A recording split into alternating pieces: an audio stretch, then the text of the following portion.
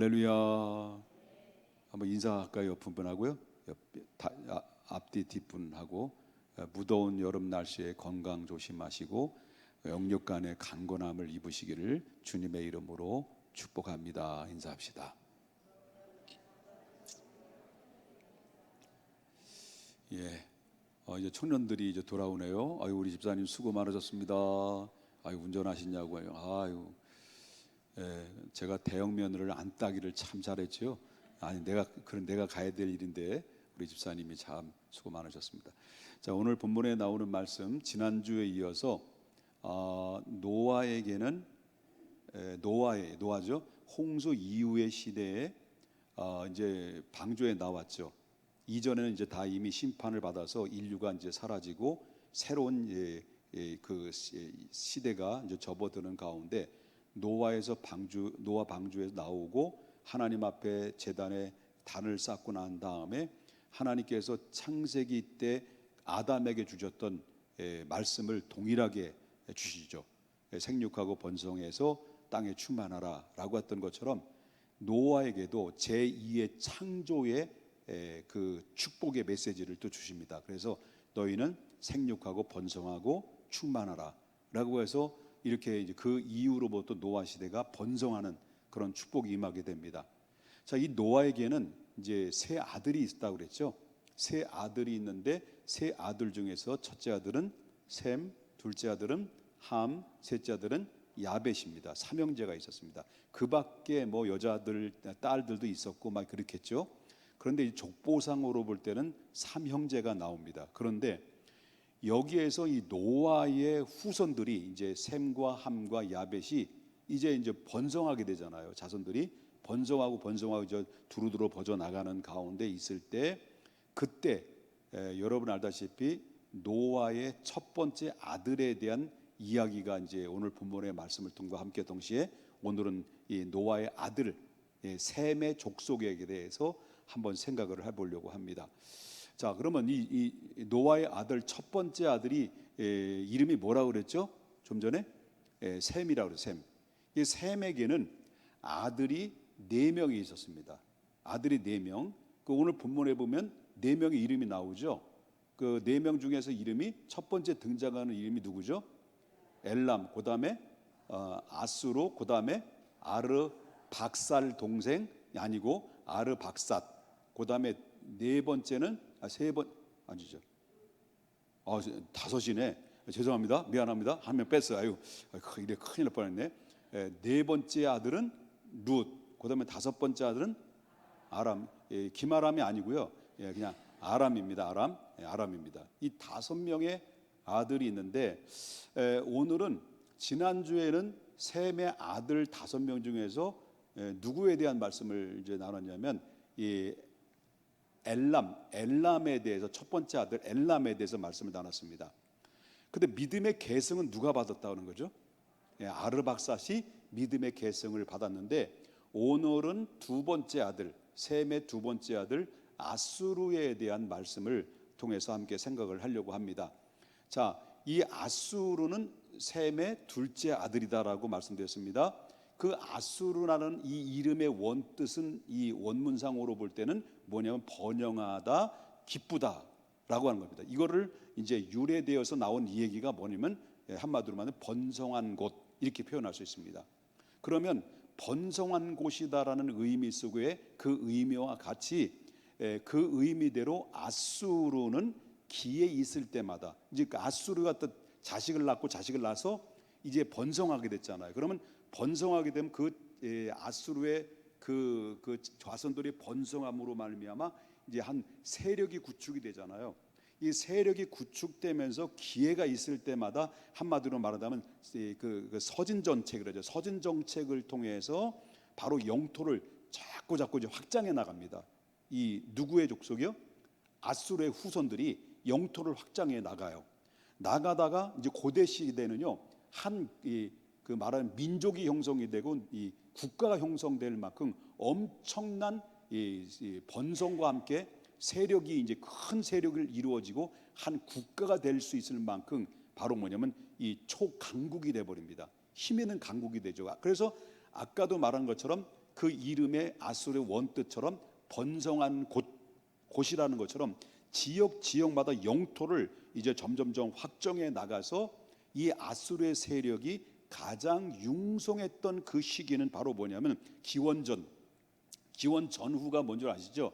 예수 그리스도의 탄생 이전과 이후를 AD, BC로 나누는 것처럼 기원전에 예수님이 오시기 전에 약 9세기, 7세기 그 사이에 아수르는 아주 강성한 아주 엄청난 번성과 세력이 엄청나게 크게 확장되어가는 이 강성이 형성이 됐던 그런 가운데 있었다라고 하는 거죠.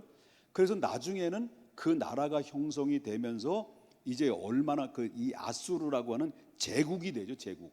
그러니까 이 제국이 됐을 때 그때 왕이 이제 좀 더 역사가 지난 다음에 이 사네립 왕이 사네립 왕이 아수르를 이제 다스리고 있을 그때 당시에는 한마디로 말한다면 그때 수도가 어떤 수도로 바뀌어지냐면 아수르에서 니느웨로 바뀌어져요. 그 유명한 니느웨 그럼 생각나는 거 있죠? 선지자 아주 말 더럽게도 안 듣는 그 선지자가 있잖아요. 그 누구예요? 요나죠, 요나가 니느웨로 가서 회개를 선포하라고 말씀하셨던 때 그때 가장 강성한 나라였죠. 그래서 이 아수르의 그 수도는 니느웨였다라고 이제 볼 수가 있는데요. 그러나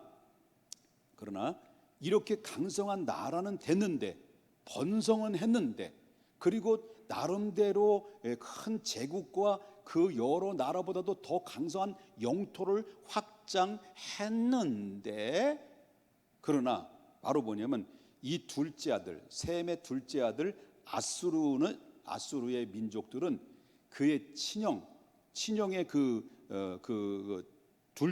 친형의 첫째 아들이죠. 엘람이죠. 엘람과 마찬가지로 이 아버지 셈의 신앙적으로 계승을 받지 못한 거죠. 엘람도 마찬가지지만은 그 동생 이 아수르도 영토가 확장되고 세력이 구축되고 그다음에 강성 국가가 되고 그리고 또 뭐냐면 이 강성 국가가 되고 그리고 또 뭐냐면 또 강성 국가가 돼서 이렇게 엄청나게 이 번성의 축복은 받았으나 이 엘람이나 큰아들 엘람이나 아수르는 아버지의 신앙을 계승하지를 못했다라고 하는 거죠. 이게 문제가 됐다라는 거죠. 그래서 신앙의 계승을 하지 못하니까 엘람도 그다음에 오늘 본문에 아수르도 뭐냐면 지극히 세속화가 돼버린 거죠. 지극히 세속화가 되다 보니까 결국 나중에는 어떤 일이 벌어졌느냐라고 그럴 때 그것은 좀 이따 말씀을 이제 드리고요. 자, 이제 세속화 되다 보니까 그래서 노아의 아들에는 세 아들이 있었다고 그랬죠. 셈의 5 아들이 있고 그 다음에 누구의 아들이냐면 노아의 두 번째 아들이 누구죠? 함이죠. 이 둘째 아들인 함의 자손과 마찬가지로 바로 이제 셈의 둘째 아들 아수르도 나중에는 같은 노아의 혈통을 가지고 번성했는데 나중에는 그 선민 이스라엘 백성들을 괴롭히는데 이들은 앞장섰던 것을 보게 됩니다. 그러니까 나라가 형성이 되고 그리고 강성 국가가 되고 번성이 되는 데 있어서도 그거는 한마디로 말하면 축복이죠. 그런데 셈의 그 믿음의 계승을 하지 못하니까 그 세속의 물결이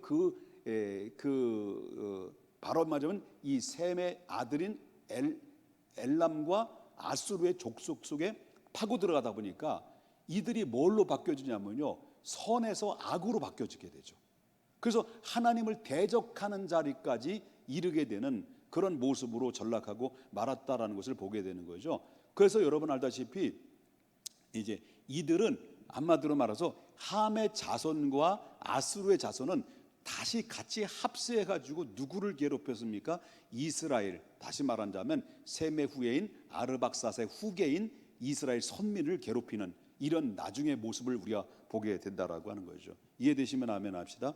창세기 10장 11절에 보게 되면 이런 말이 나와요. 그가 그 땅에서 아수르로 나아가라는 말인데 여기서 볼 때 그가 그 땅에서 그라는 말이 누구냐면 어디냐, 그가 어디냐를 할 때 이 함의 손자 나무룻이라는 그를 의미할 수가 있는데요. 그러니까 이 그때 당시 나무룻이라는 함의 손자의 나무룻, 함 여러분 알듯이 아시죠? 함사시요 이거 말고 함은 누구 아들이라고? 노아의 아들인데 함이 무슨 짓을 했다고요? 아버지가 술 취할 때 에이 에이 이렇게 흉을 봤던 사람이죠. 아니 그 설교 듣는 거예요? 예, 에이 하고 흉 봤잖아요. 엉아 동생도 일로 와봐 이래가지고 아버지 좀 봐. 이랬던 사람이란 말이에요. 그래서 저주받았어, 저주. 그런데 이런 그 하나님으로부터 저주기 저주지만은 이 삼의 후손들이 지극히 타락을 했어요. 지극히 타락한데 여기에 누가 합세했느냐? 아수르의 그 셈의 둘째 아들 아수르가 합세를 했는데 이 11절에 보게 되면 바로 그가 그 땅이 어디냐 할 때 함의 손자 니느롯이라는 그 땅이 살고 있는 그 지역에서 같이 이들은 섞여 살았다는 거죠. 그러면 니느롯이라는 사람은 함의 손자 니느롯이라는 어떤 사람이냐? 세상에서 처음 영걸이었고 그 다음에 여호와 앞에 아주 특이한 사냥꾼이라고 이름을 표현했고 큰 성, 다시 말하면 네 도시를 네 개나 건설할 만큼 아주 탁월한 정치력, 통치력을 가지고 있는데, 근데 이 사람은 바로 나중에는 이 노아의 둘째 아들 함의 손자인 이 니므롯은 어떻게 바뀌어지느냐 할 때 반역자로 바뀌어집니다. 이 반역자로 바뀌었는데 그 이름이 뭐냐면 이 니므롯이라는 이름은 반역자라는 뜻이에요. 그런데 이 사람은 나중에 바벨탑을 쌓았고 하나님의 일을 대적하는 사단편에 서가지고 바로 이제 그 역사에 한참 지난 후에 아수르의 민족과 선민 그 이스라엘 민족의 관계로서 굉장히 깊이 관계가 관여되어 있는 이런 상황 속에서 있었다는 것을 보게 되는데요. 그러면 나중에 역사 속에서 좀 지난 후에 이제 아수르 들어갑니다. 아수르 이제 또 다시 들어갑니다. 아수르와 역사 속에서 이스라엘은 어떤 관계를 가지고 있었느냐를 이제 보겠습니다. 이 셈은 셋의 아들 아르박삿의 후예인 이스라엘 민족은 바로 뭐냐면 이 솔로몬 이후의 나라에 솔로몬이 있었잖아요. 아르박삿이 믿음의 계승을 이어받았다라는 것을 여러분 그건 알아듣고 계시죠? 엘람 말고 그 다음에 누구 말고 아수르 말고 셋째 아들 아르박삿이 그 나라를 하나님 나라의 그 구속사의 저기 입장에 있을 때 신앙의 계승을 받았다, 계보를 이어받았단 말이에요. 근데 이 아르박삿이 이제 바로 뭐냐면 아브라함 그 다음에 다윗의 통일 왕국을 이루고 그 다음에 이제 다윗이 죽고 솔로몬이 이제 왕이 되고 솔로몬이 죽고 나중에는 솔로몬이 죽은 다음에 이 이스라엘이 분열 왕국이 되죠. 분열 왕국이 되는데 그래서 북방 이스라엘과 남유다가 두 동강이 나눠져요. 같은 민족이 나눠지는데 그때 북방 이스라엘 수도가 어디였냐면 어디예요? 사마리아죠. 남유다는 에루살렘이란 말이에요. 어려워? 여기 그만할까? 북방 이스라엘 수도 어디라고? 평양. 남유다는 세울. 그전 북방 이스라엘은 어디라고? 사마리아. 남유다는 에루살렘. 이해되셨어요? 이렇게 두 동강에 나눠졌을 때 그때 남유다를 함락시킨 그 나라가 누구예요? 함락시킨 나라가 722년에 아수르에서 북방 이스라엘은 그냥 패망해 버렸어요. 뺏겼단 말이죠. 그래서 완전히 이제 아수르에서 함락을 닫는데 그런데 이것을 여세를 몰아가지고 이 아수르가 이제 바로 뭐냐면 이 남유다마저 함락시키기 위해서 사네립 왕이 18만 5천 명을 거느리고 예루살렘을 포위했단 말이에요. 포위했을 때 그때 하나님이 사자를 보내 가지고 이들을 완전히 침으로 말미암아 이들이 송장이 돼 버려요. 그래서 결국 대성을 걷는데 이스라엘은 대성을 걷는 것을 체험을 하게 되죠. 그때 이 아수르의 행한 짓을 보면서 하나님의 선민을 건들고 하나님의 믿음의 계승을 인 하나님의 백성들을 건드렸던 이 아수르에 대해서 이사야 선지자는 이렇게 예언을 합니다. 하나님이 얼마나 분노하셨는지. 자, 이사야 선지자가 뭐라고 말하냐면 10장 5절. 무슨 사람이 나와요? 아수르 사람은 뭐 있을진저, 화 있을진저, 그는 내 진노의 막대기요 그 손에 몽둥이는 내 분노라. 하나님이 아수르를 엄청나게 바로 뭐냐면 그 진노하고 분을 가지고 있었다라는 것을 만큼 이처럼 아수르가 왜 하나님이 이렇게 분노를 가질 수 있었던 이유는 처음에는 아수르는 셈의 족속에서나 이 니무롯이다라는 이 일당들과 섞여 가지고요, 점점 신앙이 멀어지기 시작하고 어느새 이들은 하나님을 대적하는 원수의 민족이 되어버렸다는 거예요.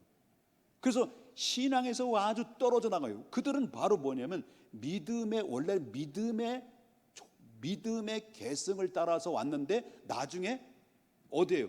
이제 니무롯과 함께 뒤섞여 가지고 신앙에서 멀어지고 타락하다 보니까 오히려 하나님을 섬기는 자리가 아니라 하나님을 뭐 하는 자로 바뀌었다는 거예요? 대적하는 자로 바뀌었다는 거예요. 이게 무서운 영적인 부분이라는 거예요. 우리 믿음을 가졌다고 하는 사람이 타락하게 되면 나중에 보니까 이렇게 겸손하거나 이게 신앙적이라기보다는 오히려 앞장서서 바로 교회를 핍박하고 또 교회를 핍박하고 계속 교회를 핍박하는 자로 앞장선다는 거예요. 이게 타락하면. 그러니까 성도는 타락하지 말아야 돼요. 정말 타락해서는 안 된다는 거예요. 그리고 이처럼 이건 또 구속사회적인 그런 입장에서 볼 때는 이 구속사적인 노선에 볼 때는 셈의 셋째 아들이 이제 어떻게 된 거예요? 이 아르박삿 중심으로 이어져 간 것은 결코 이런 상황들을 보게 되면 우연이 아니다라는 것을 보게 된다는 거죠. 그래서 여러분 창세기 오늘 본문에 보게 되면 셈의 아들 엘람과 그다음에 아수르와 그다음에 아르박삿과 그다음에 룻과 그다음에 아람이 나오죠. 이 셈에게는 4명의 아들이 분명히 있었단 말이에요. 아니 5명의 아들. 미안해요. 왜 4명이 꽂혔는지 몰라. 몇 명의 아들이 있었다고? 5명의 아들이 있었는데, 그러나 셈의 신앙적 계승을 이은 사람은 누가 신앙적 계승을 이었다고요? 아르박삿, 셋째 아들 아르박삿이 계승을 이어지고 나머지 4명은 다 타락했다는 거예요. 훗날에 같은 형제끼리 지금 어디에 처절하게 피비린내 나는 원수가 되는데, 그 지금 바로 뭐냐면 아수르의 그 제국의 영토는 지금 어디냐면 이 바그다드의 중심으로 메소포타미아라고 하는 지역인 이라크의 지역이에요. 거기에는 굉장히 메소포타미아 중심으로 해서 아수르 제국이 그 영토를 확장을 엄청나게 했던 것이 그 오늘날의 이라크 바그다드 중심이었다는 것을 이제 보게 되죠. 그런데 여기서 말씀을 드릴 수 있는 것은 바로 뭐냐면 믿음의 계보를 이었던 셈의 5명의 자녀들이 4명이 누구를 친 거예요? 결국은 누굴 친 거예요? 아르박삿을 친 거예요. 아르박삿을. 그런 것을 보게 되면 이스라엘 역사에 보게 되면 여러분 마태복음 1장에 보면 누구의 족보가 나와요? 예? 예수 그리스도의 족보가 나온단 말이에요. 그래서 여러분 개성을 쭉 이 믿음의 계보를 이렇게 쭉 보면 뭐 누굴 낳고 그다음에 다윗으로부터 바벨론까지 14대요 뭐 이렇게 14대 걸쳐가지고 그래가지고 예수님이 등장한단 말이에요. 등장하는데, 그런데 이 모든 예수님이 오시기 전까지는 바로 이제 구약에서부터 이미 창세기 3장 15절에 원시 복음을 하나님 주셨죠. 누구의 후손으로 온다고? 여자의 후손으로 오실 그가 바로 뭐냐면 인류를 구원할 자다라는 것입니다. 그가 오시기까지는 믿음의 계보를 하나님이 쭉 해왔단 말이에요. 그러니까 그러면 이 야곱에게는 형이 누구예요? 에서죠. 근데 야곱이 결국 하나님 믿음의 계승을 장자의 명분을 받아가지고 이제 이스라엘이 애굽으로 가서 400년 동안 있으면서 하나님 약속대로 큰 민족이 돼서 애굽에서 나와가지고 다시 이제 야곱의 고향 아브라함이 그 제2의 고향이라고 하는 가나안이라는 나라로 다시 들어가죠. 이스라엘 백성들이 이 가나안 땅으로 들어가서 정착을 하면서 거기에 이제 이스라엘 나라가 이제 그 정착하면서 예수님이 왔을 때, 그러면 이 구약에서부터 왔을 때는 자 내려오면서 이 구약의 마지막 선지자가 말씀을 외치고 예수님이 세례 요한이 올 때까지 그 기간에는 신구약을 중간사라고 말해요.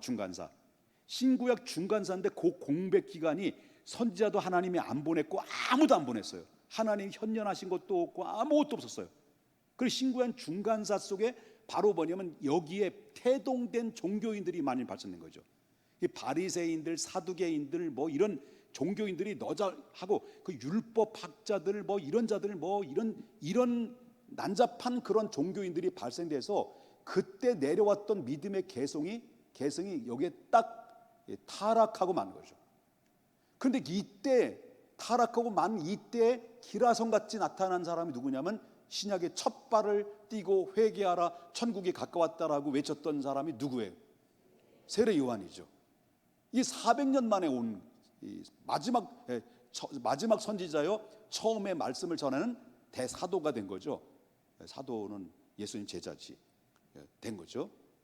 자, 그런 가운데 왔을 때 믿음의 계승을 계속 유대인들이 받아오면 얼마나 좋겠습니까? 믿음의 계승을 받아왔으면 예수님이 딱 왔을 때 주 예수여 오시옵소서라고 환영할 텐데, 자, 예수님이 오셨는데도 불구하고 어떻다는 거예요? 이 유대인들은요, 극도로 타락한 그 신앙으로 눈이 있어도 눈이 멀고 귀가 멀고 그리고 입이 있어도 말하지 못하고 고백하지 못하는 유대인들이 언약으로 오신 예수님 못 알아본 거예요. 알았어도 유대인은 왕으로 왔어도 자기 기득권을 놓치기 싫은 거예요. 지금 천국이 문제가 아니야. 지금 당장 눈에 보이는 오늘 이 세속적인 세계가 너무 좋은 거야, 천국보다.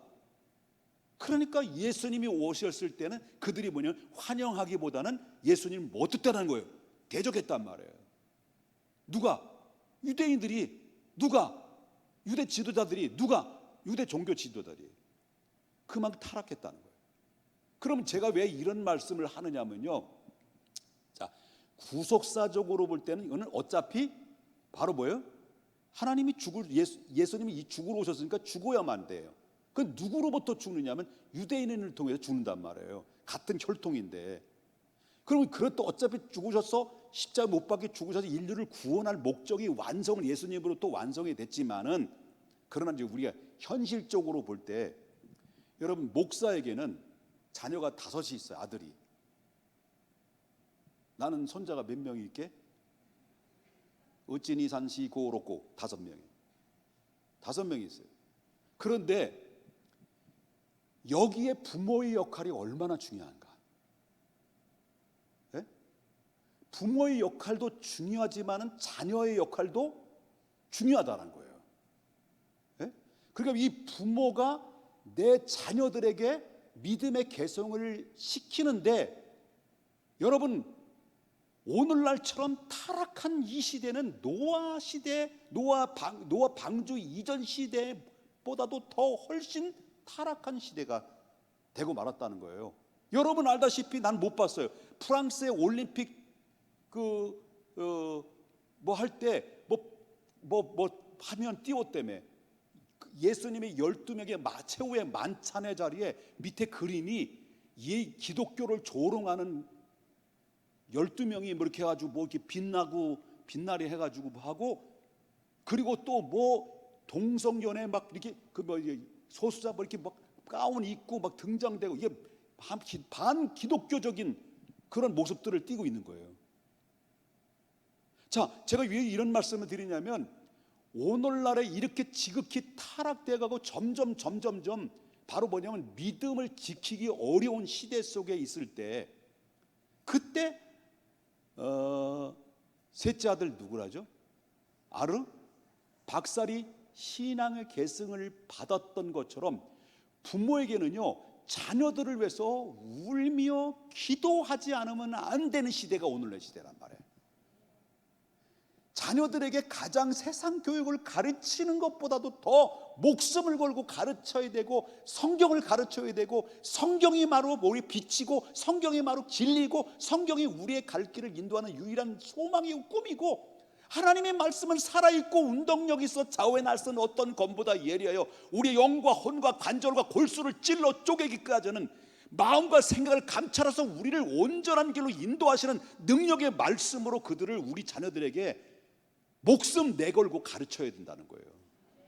이게 우리 부모님들이 책임져야 되는데, 너 교회 오든지 나만 가면 되는데, 부모가 잘 신앙생활 할 때 기도해 줄 테니까 너 대학만 들어가. 여러분, 대학 들어가면요 100% 술 먹어요. 100% 타락돼요. 그렇게 해가지고. 그러니까 5명의 아들 중에서 4명은 타락한 것만이 아니에요. 타락한 게 아니라 오히려 누굴 핍박한 거예요?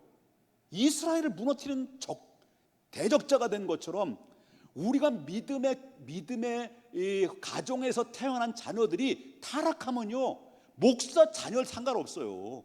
목사 자녀라도 타락하면 기독교 앞장서서 박멸하자 하는, 이렇게 타락한 자로 바뀌어지는 게 여러분 한두 명이겠습니까? 제가 좀 흥분하는 게 아니라 이 열정이라는 것을 여러분 기억해 주셨으면 좋겠습니다. 그래요. 미안해요. 날씨 더운데 그냥 열받게 해서 죄송해요. 나도 열받네 그냥. 정말 오늘 이 시대에 가장 절실하게 필요한 것은, 여러분 우리 다 큰 자녀들은 이제 우리 손에서는 이제 멀어졌어요. 다 큰 자녀들이 교회 나와라 뭐 협박할 수도 있어요. 또 떼찌 할 수 있어요. 뭐 할 수 있어요. 이제는 다 큰 애들 교회 나오라고도 말 못해. 나오라면 엄마나 잘 나가니까 내가 이렇게 갈 때 이렇게 얘기하죠. 그러면 이런 상황들이 있으면 우리는 통곡해야 돼요. 통곡해야 돼요. 이게 목사의 자녀랄지라도, 장로님의 자녀랄지라도, 우리 권사님의 자녀랄지라도 믿음의 계승을 물려주지 않으면, 여러분 이게 바로 뭐냐면 그냥 너는 너대로 나대로 갈 길이 아니라, 이렇게 다 세속의 타락이 되면 내가 믿음의 사람이지만 내 자녀들이 오히려 나중에는 하나님을 대적자로 바뀌어지는 사람들이 상당 예외로 많이 있다는 것을 알아야 된다. 기도해야 됩니다. 그럼 자녀들은 어떻게 될까? 자녀들 여러분 끝까지 천연기념물이 돼야 돼.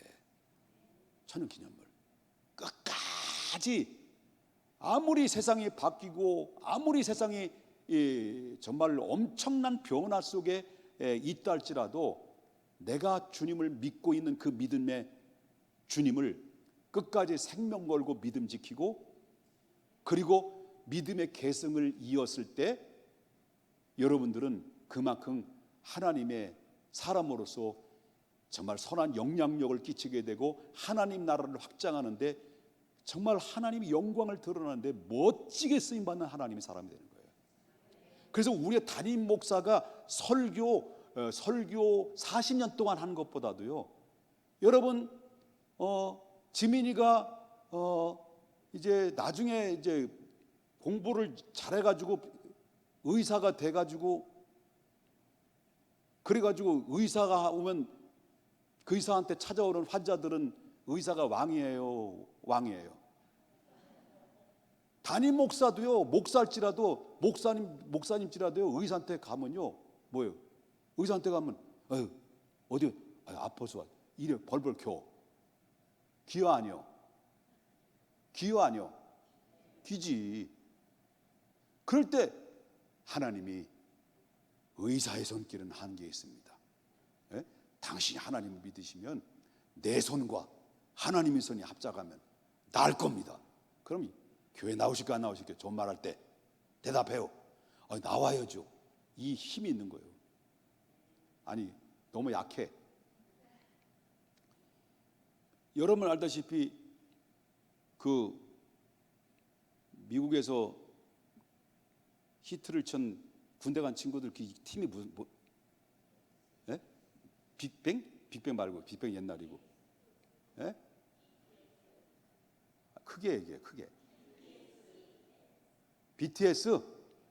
예, BTS가 시상을 딱 서가지고 나는 능력이 없습니다.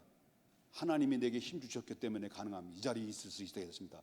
이 모든 영광 하나님 앞에 돌리면 그 한마디가요, 주님께 돌아오는데 엄청나게 힘이 있는 거예요.